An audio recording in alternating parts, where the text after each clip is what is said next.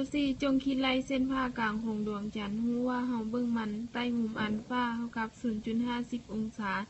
และระยะห่างระหว่างหน่วยโลกและดวงจันทร์แม่น 38 คูณ 10 กำลัง 4 กิโลเมตรข้อที่4เจ้าผู้เล่นเขาสามารถแต้มรูปได้ดังนี้ตาของคนเฮาคือตาของคนเฮาในเบิ่งดวงจันทร์ในมุมอัลฟา 0.50 องศาทั้ง12 องศา O A ระยะห่าง O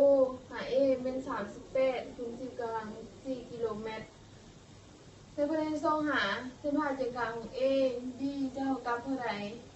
ให้เราสามารถเรียนรู้สับแจกออกมาแต้มนี้ให้สะดวกให้เข้าใจง่ายกดเป็นข้างตรงหน้าของมุมอัลข้างที่แปดของมุมอัลฟาสิ้นเป็นข้างตรงหน้าของมุมอัลฟา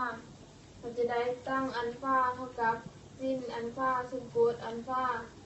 ตั้งอัลฟาเท่ากับ AB ส่วน OA พอด AB เท่ากับ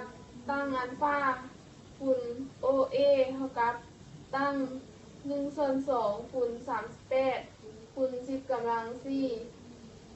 4จะได้ตั้งอัลฟา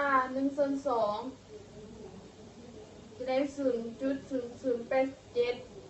AB เท่ากับ 0.0087 คูณ